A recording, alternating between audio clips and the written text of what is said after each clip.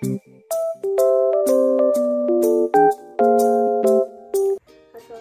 warahmatullahi wabarakatuh. Perkenalkan, nama saya Mela Cantika, saya dari Prodi Sarjana Terapan Keperawatan dan Profesi Nurse Poltekkes Kemenkes Bengkulu.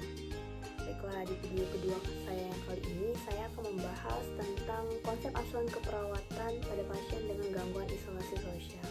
Selamat menyaksikan videonya.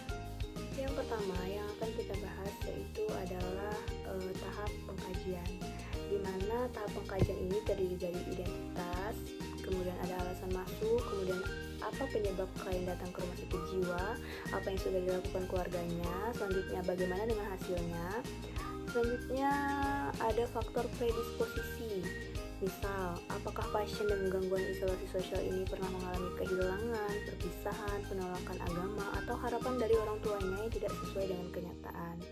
Selanjutnya pada fisik, dilakukan pemeriksaan fisik yang mencakup semua sistem yang ada pada pasien. Yang ketiga ada psikososial. Yang pertama ada beberapa hal yang harus kita kaji pada pasien dengan gangguan isolasi sosial ini. Yang pertama itu konsep diri, terdiri dari gambaran diri. Misal, apakah menolak melihat dan menyentuh bagian tubuh, kemudian ideal diri, seperti mengungkapkan keputusasaan karena penyakitnya. Selanjutnya ada harga diri, yaitu perasaan malu terhadap diri sendiri, rasa bersalah.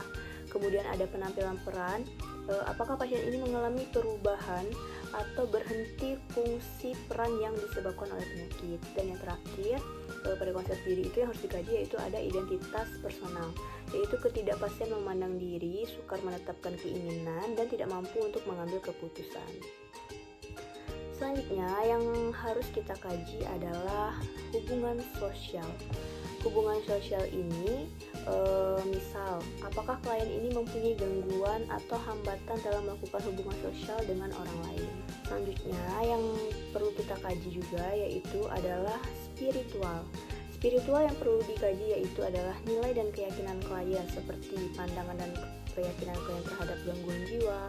Selanjutnya ada juga yang harus dikaji yaitu adalah status mental, seperti kontak mata klien kurang ataupun tidak dapat mempertahankan kontak matanya.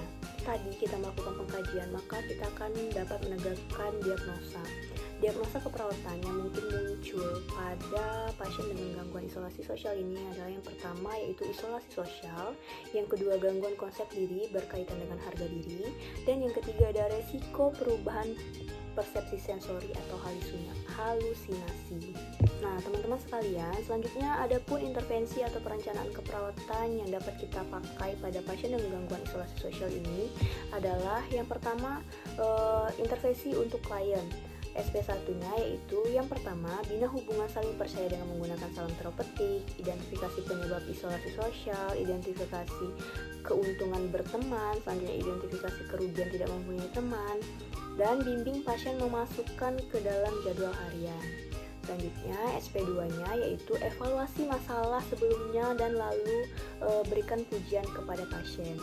Yang kedua, latih pasien cara berkenalan dengan orang yang pertama atau perawat, dan yang ketiga masukkan ke dalam jadwal harian.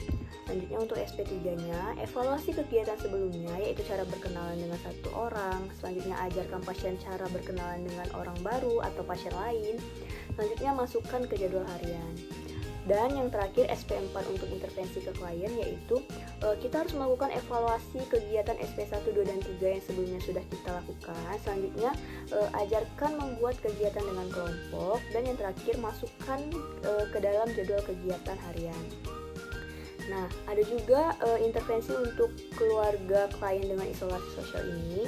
Yang pertama SP1-nya yaitu identifikasi masalah yang dihadapi dalam menghadapi gangguan isolasi sosial. Yang kedua, jelaskan tentang isolasi sosial kepada keluarga pasien. Selanjutnya cara merawat pasien dengan isolasi sosial. Selanjutnya melatih stimulus dan rencana tindak lanjut keluarga atau jadwal untuk merawat pasien di rumah sakit. Selanjutnya untuk SP keduanya ada evaluasi kemampuan SP1, melatih langsung ke pasien, kemudian rencana tindak lanjut keluarga, dan SP3-nya yaitu mengevaluasi kembali kemampuan SP2 dan langsung melakukan intervensi ini dari keluarganya ke pasien sendiri. Selanjutnya untuk SP4, evaluasi kemampuan keluarga dalam melakukan intervensi kepada klien. Selanjutnya evaluasi kemampuan pasiennya sendiri, dan yang terakhir melakukan rencana tindak lanjut terhadap keluarga pasien. Tadi kita melakukan pengkajian, melakukan diagnosa, dan juga intervensi keperawatan yang dapat dilakukan pada pasien dengan gangguan isolasi sosial. Yang terakhir yang bisa kita lakukan, yang selanjutnya akan kita lakukan yaitu pelaksanaan keperawatan. Nah, pelaksanaan tindakan keperawatan ini akan disesuaikan berdasarkan intervensi yang telah kita buat. Selanjutnya untuk hal yang terakhir yang perlu dilakukan oleh perawat dalam melakukan asuhan keperawatan yaitu adalah mengevaluasi jalannya implementasi yang telah dilakukan. Ada beberapa hal yang perlu dievaluasi pada klien dengan isolasi sosial. Yang pertama yaitu apakah klien ini dapat menyebutkan penyebab dari isolasi sosial. Yang kedua, apakah klien dapat menyebutkan keuntungan berhubungan dengan orang lain dan kerugian. Dan yang terakhir, apakah klien ini dapat mengungkapkan perasaan setelah berhubungan dengan orang lain. Itulah tadi video singkat dari saya tentang konsep asuhan keperawatan pada pasien dengan gangguan isolasi sosial. Semoga videonya bermanfaat. Saya akhiri, wassalamualaikum warahmatullahi wabarakatuh.